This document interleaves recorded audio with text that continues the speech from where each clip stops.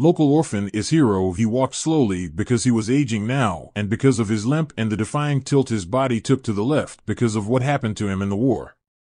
Although it happened so long ago, when he was a younger and thinner man than he is now, every morning it all came back to him. He still felt himself being flung backwards onto the ground, and that tiny piece of burning hot metal that flew inside his left ear and lodged there, scalding him from the inside. Dozens of bits of metallic specks burned his face, his chest, and his stomach. It hurt, and it all hurt in the same way. First, it burned for a while and then stopped after it melted onto his skin. Even after the hospital dislodged dozens and dozens of tiny bits of the scrap with a razor-sharp scalpel, black scars pockmarked his face and gave him a rough, slightly intimidating appearance. The big piece that went inside his ear did the most damage.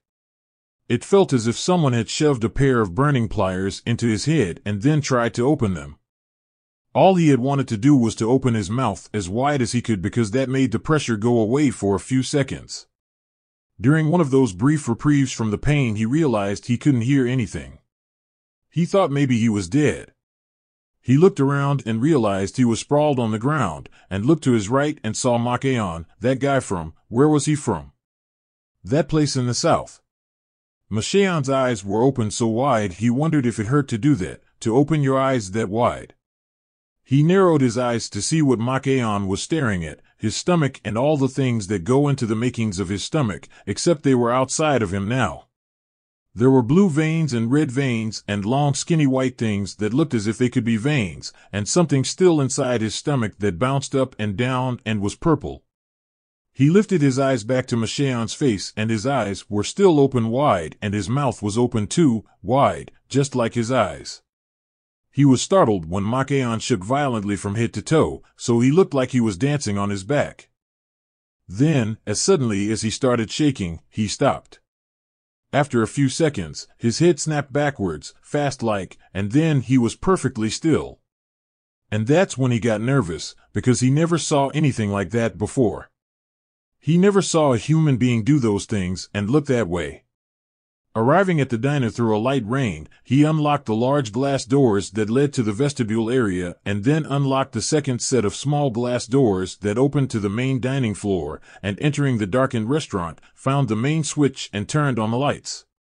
He looked around the room, relaxed, and let the warm glow of familiarity sweep over him. He liked it here in the diner. It relaxed him. He walked behind the gleaming white formica-topped counter and pushed open the swinging black door leading to the kitchen, turned on the grill, and started the coffee. He remembered that he had been nothing but nervous after he left the valley, and after 2 years in the army, although he was a good solider, he never felt as if he belonged among those people. He belonged to the valley, where he felt safe, living on a cliff on a side street above the old Naugatuck River, protected by the long, steep hills of the place that raised him. His entire life was there, although he didn't remember a lot of it. He knew that people like himself, slow people, can't remember a lot of things. He remembered, barely, his mother. They had lived in an apartment on a hill, somewhere, with almost no furniture except the black and white television. One morning his mother went out and never came back, and after a few days, the police came and gave him to a social worker who delivered him to Ivy Day, his foster mother. A heavy-set woman who watched television all day and complained about her illnesses. Ivy Day didn't have a husband either, although she did have one, once. That's what she said. That's what she told him. He and Ivy were happy in the many years that they were together up there in a third-floor walk-up with tin ceilings and linoleum-covered floors and windows covered in ancient paint dried solid from the heat of the iron radiators in every room. It wasn't nice or pretty, but they were happy and comfortable, and Ivy Day wasn't a stickler when it came to his schooling. On cold days she let him stay home and they watched her soap opera drama shows, ate TV dinners, and were happy all the cold day long. One day Ivy died. She didn't wake up out of her chair in front of the TV. After a day and a night had passed, he went down to the corner and called the police from the phone there, and they came and said, yes, she was dead all right, and took her body away. After that, the rent went unpaid. So did the lights and the gas and the telephone, and, one by one, every week, the companies turned something off. And then all the food was gone. After a few days of not eating anything, he went down to the corner drugstore. He told the man there that he needed to eat and why he was hungry and everything else, and the man called somebody. Later that afternoon, the social worker knocked on his door and talked to him for a long time. The social worker told him he had to leave the third-floor walk-up with the linoleum floors and the tin ceiling. She made him go live in a small room upstairs at the YMCA where a lot of old men lived and everybody watched TV in a big room together. She, the social worker lady, said there was really no point in going back to school because he had missed so much schooling. She didn't see what kind of difference it would make if he just got a job and went to work someplace. She came back to the YMCA a few days later and drove him to a bigger city to see a soldier. He liked the army life. There weren't many decisions to make and people told him what to do and when to do it. He didn't know where the country was that the army had sent him to. It wasn't in the United States, he knew that much. It was far away and he didn't see much of that country anyways. Mostly he saw the countryside that always smelled damp and moldy, and it was hot all the time. At 6:15, Angel, the cook, tapped on the heavy metal kitchen door. He unlocked the door and silently allowed the stout cook with the shock of raven black hair in. He noticed that the rain had increased and that the day ahead held no promise of sunlight. He closed the door and loaded a cart with water glasses, paper napkins, and silverware and pushed it to the dining room. After that bomb blew up in that foreign country the army put him in all those years ago, and hot metal from that bomb spit all over him, his senses were filled with the smell of crisp, cold New England salt air. A cool burst of it had floated up from the Long Island Sound, over the jungle and landed protectively around his sweaty, blood-drenched body. Then Ivy was there, and she wasn't dead anymore. She was as he first saw her, tall and large and robust with a healthy red face. She smiled at him as always and said, "You had better get up now. Those men over there are coming to kill you, Honorable," and then she disappeared. He lifted his head from the red-brown soil and saw a thin line of young men, some even younger than himself, walking towards them, yelling and firing their weapons. A few feet in front of him was Sergeant Centaire, lying silent on the ground. His legs were gone. So were his hands. He was dead.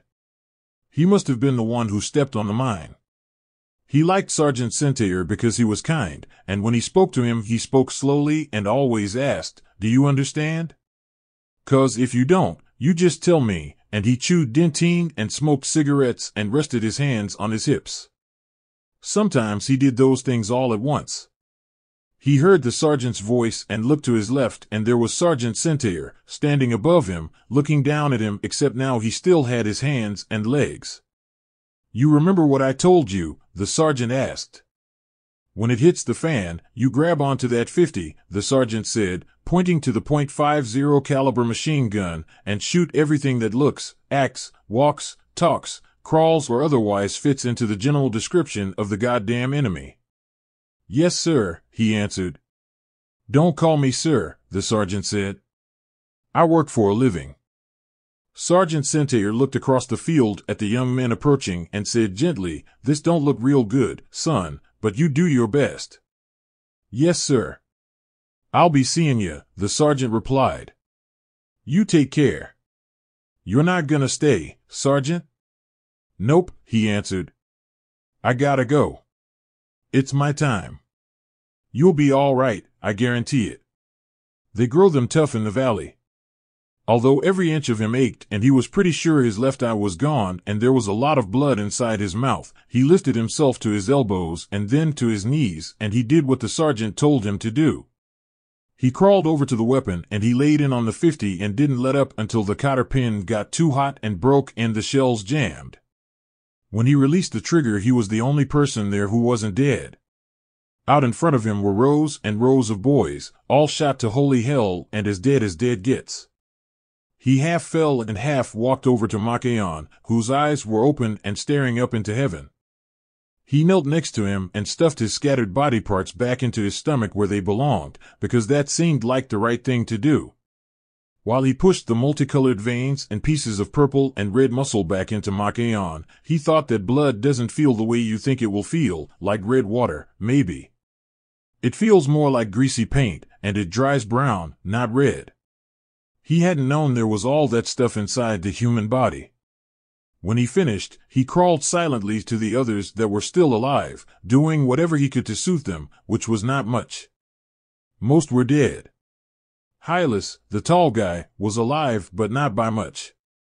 When he got to Hylas and gave him some water, Hylas said, "Kill me," and kept saying that over and over, so he put his hands over his ears. He didn't remember much past that.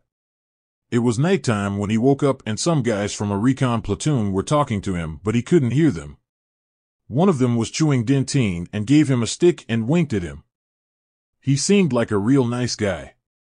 When he was finished placing the water glasses and silverware on the tables and checking the levels in the salt and pepper shakers, he pushed his cart back into the kitchen.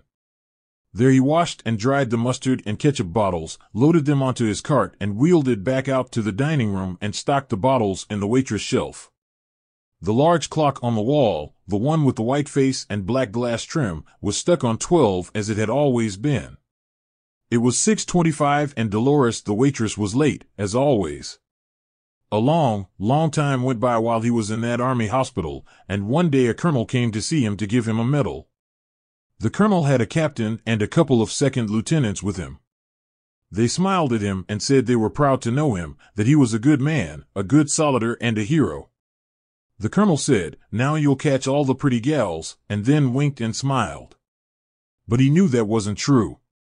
The pretty gals always passed him by, and now that the hand grenades had made him look ugly, he was sure that the pretty gals would look away from him. Long scars that ran up and down and across his face, and his right eye stuck out more than it should, and he limped when he walked. They said they were going to put him in a hospital in Southern California. And that's what they did. After a year in the hospital, they sent him home, but not with hearing. Most of that was gone, along with a couple of his fingers and toes. He could still hear some, out of his right ear, and a lot of the time he got dizzy and it felt as if the ground were moving under him, but it wasn't really. That's just what happens when you lose your hearing. His left eye drooped more than the right, and sometimes it just plain moved on its own without asking him first. It up and moved around and then stopped when it felt like it. He went home to the valley and took a room at the YMCA on State Street across from the armory. He didn't have to work anymore, because every month the army sent a check for a lot of money, but he got a job anyway, up at the Valley Diner, because there was nothing else to do all day. He liked it there because they needed him, and because they made him feel regular, as if he were just like everyone else. One day a man from the Evening Sentinel came by the diner. He sat on the stools that twirl around and talked to him for a long time. The man knew a lot of stuff about what happened to him in the war and about the hospital in California. He wrote things down, and when the fellow from the Evening Sentinel was all done, he stood up and shook his hand. He said, "Thank you for your sacrifice." He told him that was okay, because the guy was real nice and talking to him was not all that much of a sacrifice. The Evening Sentinel ran a story about him the next day with a headline, "Local Orphan is Hero." After the story ran, people came into the diner to meet him. Some drank a 50-cent cup of coffee and left a $20 tip. One lady wrote a note to him on a napkin that said, "We are all real proud of you." He kept that note in a plastic baggie in his sock drawer. Whenever he felt bad, he took that note out and sometimes read it out loud, and then felt good again.